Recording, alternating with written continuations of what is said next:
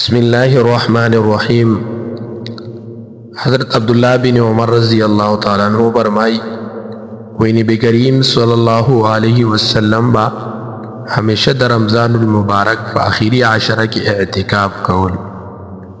نو د دینه مونږ ته هم دا خبره معلومیږي چې مونږ هم تاسو د رمضان المبارک په آخری عشره کې اعتکاف وکړو، ځکه چې د دې اعتکاف لوی فضایل او لوی ثوابونه او اجرونه دي.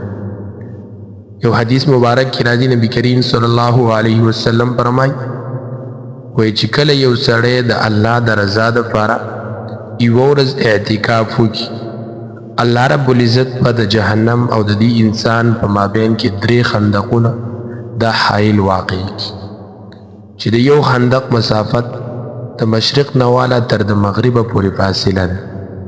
نو چې بیا 3 خندقونه واقع شي، دغه انسان ته به الله رب العزت د جنت د جهنم نه ډېر لوی نجات ورکړي.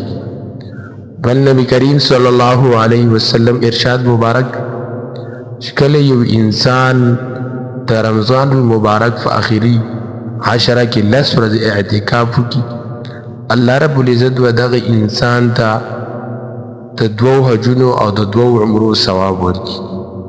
دغه د 10 ورځو اعتکاف کول دا ډېر زیات لوی اجر او لوی ثواب لري. نو په دې رمضان المبارک کې بس آخري عشره را روانه ده، یوه ورځ 2 پاتې دي. د هر مسلمان په خدمت کې درخواست دی، هېڅ پته نه لګي چې دا رمضان المبارک زموږ د زندګۍ اخري ده، بل به راځي یا به نه راځي.